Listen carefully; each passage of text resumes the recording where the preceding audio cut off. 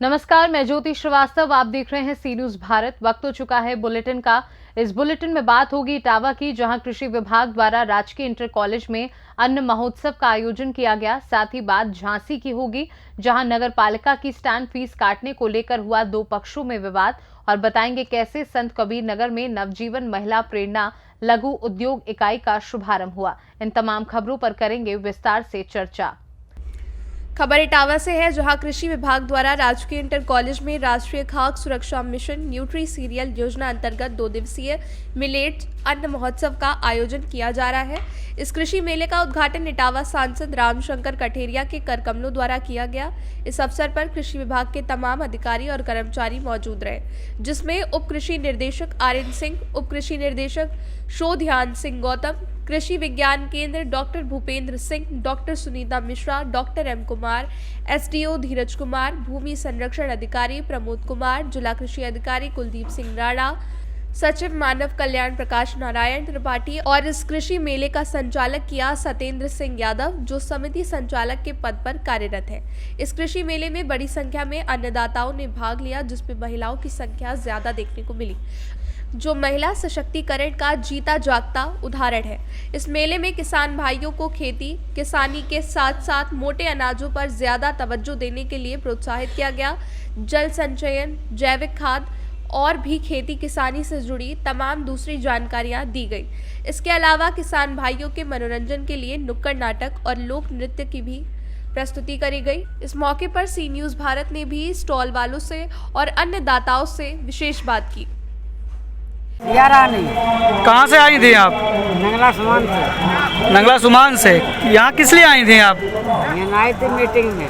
किस चीज़ की मीटिंग थी यहाँ पे? खेती बाड़ी। क्या बताया गया यहाँ पे? कौन कौन सी बातें बताई गई? मक्का का और गेहूँ का और ऐसे वो गंगा पूरा पश्चिम भाव। आप करती हैं खेती? हाँ, खेती करते। किसान हैं। और क्या बताया गया? नाच बताए गए। नाच बताए गए। बुआई करिए आप। तो आप कौन कौन सी फसलें करती हैं? आलू है। आलू भी करती हैं? और मक्का है और गेहूँ है। बहुत सी चीज़ें और पाती हैं। तो इनके बारे में बताया गया। और जैविक खेती के बारे में बताया गया है? जैविक खेती। जैविक खेती में जुनरी है। अच्छा, जुनरी है, बाजरा है।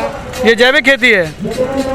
आप रासायनिक खादों का प्रयोग करती हैं कि गोबर की खाद का प्रयोग करती हैं खेतों में? देखो, कभी तो गोबरों को कर ले। राधा किशन जी, कहाँ से आए थे आप? बर्तना से। बर्तना से। यहाँ किस लिए आए थे? बर्तना आए का है, मीटिंग में आए। मीटिंग में क्या बताया गया आपको? यही बताई गई कि मोटा अनाज करिए, बाजरा है, ज्वार है, अच्छा, चना है, ये मोटा अनाज। मोटे अनाज से क्या फायदा होता है? फायदा क्या? मोटे अनाज तो पैसा मिलता है, मोटे का पैसा मिलता है। हाँ, पैसा बढ़िया। अच्छा, हाँ, नहीं, खाने पीने में भी फायदा है, खाने में। इटावा से सी न्यूज संवाददाता देवेंद्र सिंह की रिपोर्ट। मामला जिला झांसी के कस्बा समथर में स्थित मोगियाना मोड़ से सामने आया है, जहां कस्बे में स्थित टूटा गड्ढा निवासी आतिश उर्फ मोनू के घर पर एक दिन पहले शादी थी, जिसका बचा हुआ सामान लोडर गाड़ी से ले जाया जा रहा था कि तभी पर्ची काटने को लेकर अभिषेक पाल नामक युवक से कहासुनी होने लगी और थोड़ी ही देर में दोनों पक्षों में हाथापाई होने लगी। वहीं सूचना मिलने पर थाना पुलिस बल घटनास्थल पर पहुंची और दोनों युवक को थाने ले गई और शांति भंग करने में चालान कर मामले की जांच में जुट गई। वहीं मारपीट का वीडियो सोशल मीडिया पर वायरल हो गया है और उक्त घटना सीसीटीवी कैमरे में भी कैद हो गई है। झांसी से सी न्यूज संवाददाता शुभम त्रिपाठी की रिपोर्ट। खबर संत कबीर नगर से है, जहां तहसील धनघटा विकासखंड नाथनगर के अलीनगर में नवजीवन महिला प्रेरणा लघु उद्योग इकाई का शुभारंभ हुआ, जहां बतौर मुख्य अतिथि के तौर पर सहजनवा के विधायक प्रदीप शुक्ला और गोरखपुर सांसद प्रतिनिधि रमेश मिश्रा रहे। साथ ही धनघटा के विधायक गणेश चंद चौहान भी मौजूद रहे। इस दौरान मुख्य अतिथि विधायक प्रदीप शुक्ला ने कहा कि महिलाएं आर्थिक समृद्धि की तरफ तेजी से बढ़ रही हैं। ये केंद्र और प्रदेश सरकार की देन है। सरकार द्वारा संचालित महत्वाकांक्षी योजनाओं का फायदा उठाते हुए नारी शक्ति लगातार आर्थिक समृद्धि की तरफ तेजी से बढ़ रही है। वहीं स्थानीय विधायक गणेश चौहान ने कहा कि आंगनबाड़ी के बच्चों, गर्भवती महिलाओं को वितरित किए जाने वाला पोषाहार अब आंगनबाड़ी कार्यकर्त्री अलीपुर में संचालित इस महिला प्रेरणा लघु उद्योग से प्राप्त कर सकेंगी। वहीं ब्लॉक प्रमुख, नाथनगर प्रमुख और भाजपा नेता रामवृक्ष यादव ने उज्जवल भविष्य की कामना करते हुए कहा कि इस प्लांट में क्षेत्र की महिलाएं स्वस्थ और सीमितशाली बनेंगी। इस मौके पर नाथनगर के पूर्व ब्लॉक प्रमुख दिक्पाल पाल, भाजपा नेता राजीव पांडे, ममता यादव, बबीता यादव, प्रेम राय इत्यादि लोग उपस्थित रहे। प्रतिभा को दिखाने का आज यह निर्माण जितनी मात्रा में जैसे करेगा, अभी विगत दिनों पूर्व ही इसी तरह का कार्यक्रम बंडा सुरैना में हुआ था, वहाँ ठीक प्रकार से चल रहा है। ऐसे ही यहाँ भी इसके माध्यम से आंगनबाड़ी केंद्रों पर बच्चों के नौनिहालों का जो उनका खाद्य पदार्थ है, जो उत्तर प्रदेश सरकार अन्य जगहों से खरीद कर कोई ठेकेदार के माध्यम से आया करता था, आज उसे यही उत्पादन करके स्वच्छ और स्वस्थ होने के लिए उन सबको यहीं से उपलब्धि होगा। आज इस कार्यक्रम में आप सब ने अपनी भागीदारी सुनिश्चित किया। मैं बंधुओं बहुत ज्यादा कुछ न कहते हुए, चूंकि समय संत कबीर नगर से सी न्यूज संवाददाता रमेश चंद की रिपोर्ट। किसी भी परिवार, समाज या फिर संस्था का विकास तभी संभव हो सकता है जब उसका मुखिया अपने मूल कर्तव्य पर चलता हो। सभी अंग उस मुखिया का सहयोग करते रहते हैं। उक्त बातें विश्वविद्यालय महाविद्यालय शिक्षक संघ के प्रदेश महामंत्री प्रोफेसर प्रदीप कुमार सिंह ने पट्टी स्नातकोत्तर महाविद्यालय के सभागार में आयोजित प्राचार्य और शिक्षकों के अभिनंदन समारोह में कहा। उन्होंने सभी से अपने कर्तव्य के निर्वहन की अपील की। विशिष्ट अतिथि प्रोफेसर पवन कुमार पचौरी, प्रोफेसर विपिन कुमार ने भी सभी का अभिनंदन किया। प्राचार्य प्रोफेसर अखिलेश पांडे ने सभी का धन्यवाद ज्ञापित किया। अध्यक्षता प्रोफेसर विजेंद्र सिंह और संचालन डॉक्टर मिथिलेश त्रिपाठी ने किया। प्रिया और सुप्रिया मिश्रा ने स्वागत गीत सरस्वती वंदना में प्रस्तुत कर वाहवाही बटोरी। इस मौके पर नगर पंचायत अध्यक्ष Ashok Kumar Jaiswal, doctor Anit Yadav, doctor Dilip Singh, doctor Brajesh Pandey, doctor Vikas Singh, doctor KP Singh, doctor Sunil Mishra, doctor Ragini Sonkar, doctor Devendra Pandey, doctor के आदि मौजूद रहे। प्रतापगढ़ से सी न्यूज संवाददाता रोहित जायसवाल की रिपोर्ट।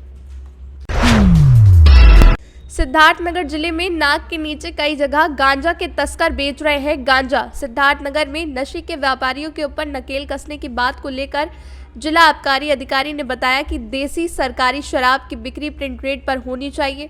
दुकानदार द्वारा ज्यादा पैसा लिए जाने पर कानूनी कार्रवाई की जाएगी। मीडिया से बात करते वक्त उन्होंने कहा कि जिला अधिकारी के आदेश के क्रम में मादक पदार्थों की बिक्री करने वालों पर टीम बनाकर कार्रवाई की जा रही है।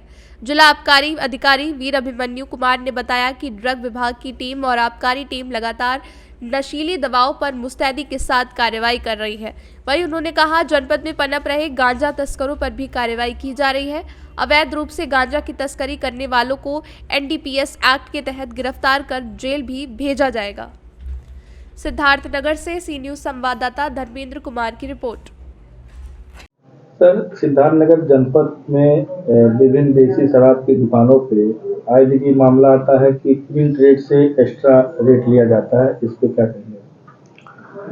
आबकारी विभाग की तरफ से पूरी तरह से सख्त निर्देश है कि MRP जो उस पर प्रिंट है उसी पे शराब और मदिरा की बिक्री हो और समय समय पर तमाम दुकानों पे इसके लिए निरीक्षकों द्वारा किया जाता है।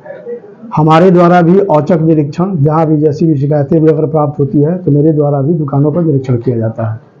सर, एक मामला प्रकाश में आ रहा है कि लोग भांग का लाइसेंस लिए हैं और पीछे से गांजा बेच रहे हैं, कोकीन वगैरह के नशीली पदार्थों बेच रहे हैं। ऐसे लोगों को क्या करना है?